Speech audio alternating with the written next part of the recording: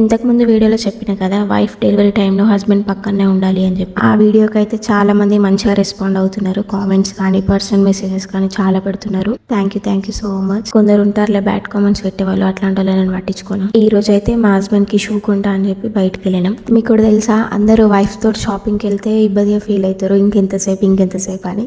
నేను మాత్రం మా హస్బెండ్ తో షాపింగ్కి వెళ్తే ఇంకా అట్లా ఫీల్ అయ్యి, అంటే మా హస్బెండ్ తో తిరగడం ఇష్టం నాకు, షాపింగ్లకు దానికి దీనికి. కానీ నన్ను అడుగుతాడు ఇది బాగుందా అని చెప్పి. నేను చెప్పింది మాత్రం తీసుకోడు, ఆయనకు నచ్చిందే తీసుకుంటాడు. ఫైనల్ గా 4 షాప్స్ తిరిగి ఒక షూ అయితే సెలెక్ట్ చేసుకొని తీసుకున్నాడు. యాక్చువల్గా అయితే అసలు నిజంగానే షూలే ఇక్కడ బాగాలేవు. అసలు 4 షాప్స్ తిరిగిన తర్వాత చూసినవే ఉన్నాయి, ఏ షాప్లో చూసి ఇక ఏదో ఒకటి చూసిన దాంట్లోనే కొంచెం బెటర్గా ఉన్నది తీసుకుందాం అని చెప్పి తీసుకున్నాం ఫైనల్గా అయితే. తర్వాత ఇంటికి వచ్చేసినాం. నా డైలీ రొటీన్ ఏంటంటే, నేను పొద్దున్నే లేచి తినేది. ఇప్పుడు ఈ ప్రెగ్నెన్సీ టైంలో అయితే పొద్దున్నే ఫస్ట్ ముఖం కడుక్కోగానే నేను బాదం తింటా, నెక్స్ట్ పాలలో బూస్ట్ చేసుకున్న తర్వాత ఏదైనా ఒక ఫ్రూట్స్ ఉంటే తింటా.